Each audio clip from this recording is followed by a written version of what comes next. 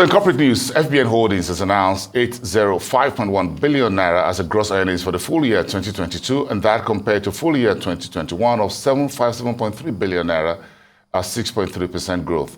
The profit before tax came in at 157.7 billion naira, while net profit was 136.1 billion naira. While focusing on these excellent results, one could easily forget that commencing from 6 years ago, First Bank has been under CBN intervention and monitoring as a result of its huge non-performing loans that nearly drove the bank under, with NPL ratio as high as 45% at the end of full year back in 2015. Our ICE business analyst Chika Mbonu joins me live here in the studio to put these results in perspective. Good morning. Morning. It's good to see you. Morning. Yeah, we could be smiling. Yeah, but again, I love it all when you see good numbers from the markets. Yes. Piggyback a little bit for me. Let's how the bank walked out of that for those 5-year period. You know, there's something about being first. And, I'm the first son. I remember that my dad used to hold me down strong and discipline me and stuff like that. There were 6 kids. And I used to wonder, why do you do these things? And he just said, if I get it right with you, you get it right with others. So that has been the story of First Bank. 1894 in Nigeria, 129 years today, this year in Nigerian banking system. So the history of First Bank is somehow submerged or immersed in the history of Nigeria through the fortunes of our country. It's been like the JP Morgans of our country. Where there's any problem, Central Bank usually goes send them first of all to go and intervene. I'll quickly go through what I have. The focus on the financial year 2022. But the meat of my story today is that bank that was in 2016 almost going under. That was CBN intervened, and what has that bank become today? But let me just quickly go through financial year 2022. Gross earnings came in at 805.1 billion. 6.3% growth. People ask, for viewers, how do banks make money?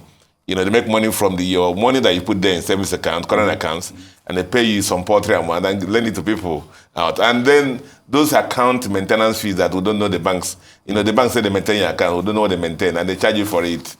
And then when you draw from ATM also, so all those accumulate to that. Now, payment charges is very important. It came in at 68.6 billion, but a reduction of about 25.2 billion. In this era, when a lot of banks in Nigeria were the provisioning actually increased, that for First Bank actually came down. And the other thing that helped them was what I call the Ghana cost for Nigerian banks this year. A lot of banks who have subsidiaries in Ghana took massive provision for the investment, debt restructuring, and First Bank happened to be the lowest Nigerian bank with the lowest provision. The Nigerian bank with the lowest provision after the Ghana debacle. They only had about 5.9 provision there.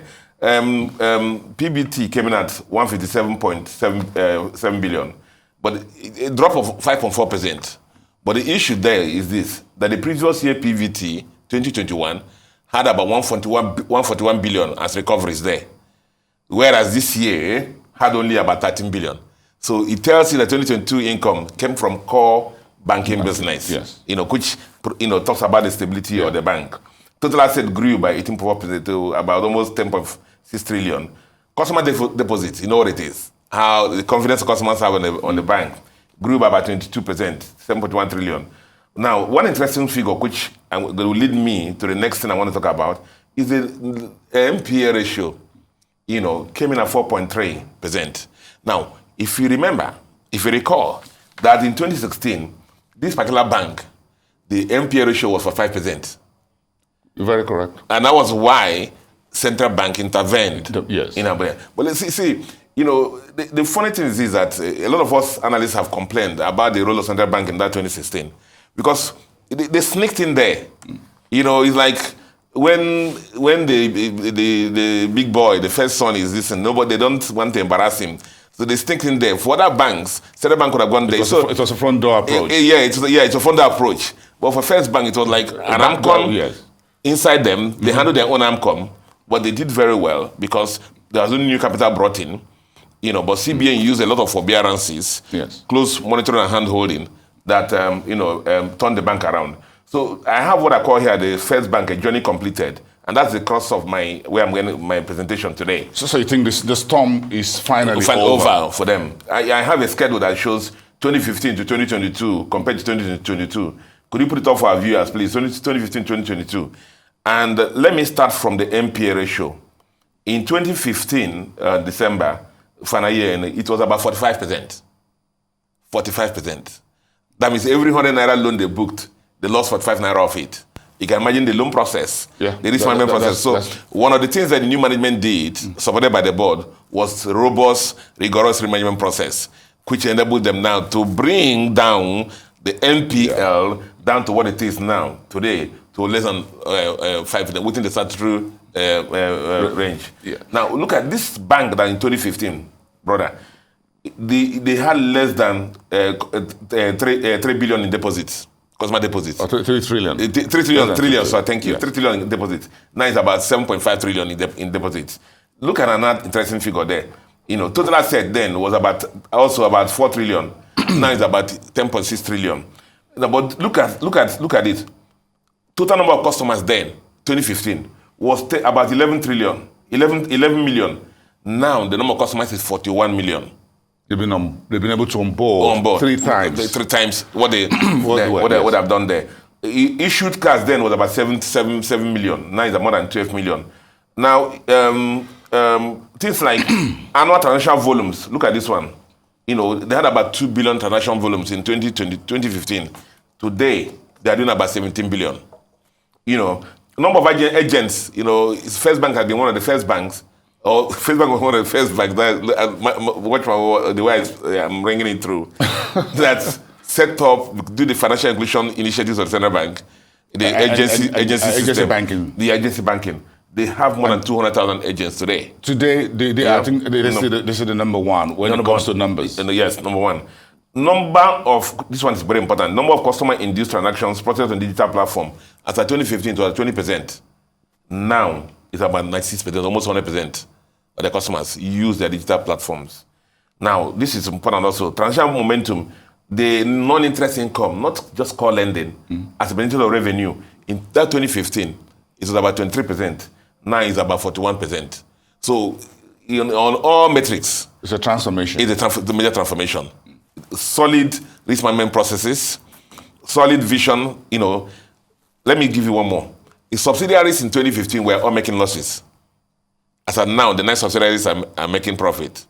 Interesting how this financial supermarket of a company has been able to weave its way through. I think it's all about resilience. If you are, you talk about age here. You talk about a bank that is looking towards 200 years old with footprints in Nigeria. I think there's always something there they can always go back to and say, look, we can always re-engineer. I think they have a couple of change in leadership as well over the last 5 years. Only 5 years. So the leadership, in that they had a new leadership that came in that 2020 installed in 2015, started work January 1, 2016. Yes. And that has the roller coaster. Solid strategy, transformational processes, solid risk management transformation. There's some big investments. And massive investment in digital platforms. In the digital platforms. You also have some big investors coming in. And also, also the things that happen, big investors came out there. But you see, one of the stories that I want to push out there, again, about what the First Bank will have today, is when the board has superior corporate governance and lets the management of the bank run the business the way they have been trained to run. That struck me within the last 5 years. Yeah, you find, see what board stability, provides to the board, to the management of a bank, and they can go out there and fight the war and make sure the bank is run properly. And so, for them, the journey has been completed. The bank has been turned around. So we're going to be looking for the new horizon. The same Nigeria, they are pushing towards digital platform. More digital platform, and then human capital development. First Bank has, you won't believe this, First Bank has the first technology academy. Realizing the Japa syndrome and the loss of skills to overseas. First Bank has been hiring fresh graduates that have allied disciplines and bring them into that school, train them on the various facets of IT, whether it's software, whether it's hardware, whether it's data processing, whether it's data analysis, and all that, and they're pushing that out. And a lot of graduates are coming to the system. So they've got a backroom kitchen where they're training them. I mean, they have the staff development program, and as we said, the issue is continuity, to make sure that there's proper succession planning, and then make sure also that the corporate governance is still sound. And the beauty of that is that, starting 2021, they had some transformation there. Some initial shareholders came in that let the bank also run on its own. Let's that's quite interesting. If you talk, you can spend a whole day talking about First Bank again, transformation and very rich history, being a major bank in Nigeria that's giving support not just to the economy but also to the government of Nigeria successively over time. If you look at the privatization of the TCPC and how First Bank actually came to be in the whole privatization, TCPC back That's then. something in being first. Yes, there's something about being first. I mean, the first sons always carry a lot of the can, Okay, you can rub it at him. Yeah, you may not realize that some of us are the first sons. I understand. If you've never been there, you've not been there. If you're never first, you're never first. Yes, please. Are we running a diversified economy? Let's get a bit broadly speaking. Trade. Let's talk about trade. Yeah, trade, yes. The volume of trade normally is the total export plus the total imports. And that gives you the volume of trade. Now, but you see, as an analyst, that's really nothing to analyze. It speaks of the tragedy of Nigeria. The tragedy of Nigeria. Let me tell you why. The trade figures for export, oil and gas, and allied, near oil and gas, is about 90%. It's about 90%. The imports for Nigeria, oil and gas, PMS and allied, is about 80%. So what is there to analyze? It speaks of what we know already. So look, almost a zero margin. Yeah, let me look at the export again. When we analyze GDP here, and I tell you that the misalignment in our economy is the fact that the oil and gas that contributes 5% to our GDP is now contributing about 90% to our external trade. Yes. And so 10% is all the effort of Nigeria, the non-oil exports. Meanwhile, from 1960 to date, if you look at all the development plans, it has always been what? To diversify the economy base of the country. To diversify the economy base of the country. Yet, how many years after? Oil is still the dominant. Oil is still about 90%. That's the tragedy of our country. And so, for those in power now, for the new government in power now, they should continue. Despite the best efforts of Central Bank of Nigeria, despite the best efforts of everybody that is in the government, they should continue to diversify to make sure that... When you say best efforts when the best does not produce best result, does that look like best effort to you? What needs to change moving forward? Beyond the mantra. The experts will still tell you that, one, there are still the limiting factors to their business, which is still finance, despite the CBN LT 200 initiatives. The policies and structure at the ports that stop slow down their exporting, inspection processes, because sometimes a lot of things we export from Nigeria go abroad and they're rejected. So multiplicity of taxes. When they are carrying their goods to the ports and charges. So all those have to go. I'm happy that the Central Bank has been holding some town hall meetings with the exporters, but the issue is that... But that's how much the Central Bank can do down the line. The upstream part of export, which is your factories, your local government, the area where the industry is situated, the local government, your money and the rest. Remember, we keep saying it here, brother, that the lowest common denominator or highest common factor in all these things is what? Power. The cost of doing business. The cost of doing business. So the new government coming to power, or the new government that's already in power, let them focus also on power. I mean, it defied Obasanjo. It defied Musa Yar'Adua. He defied Uncle Buhari.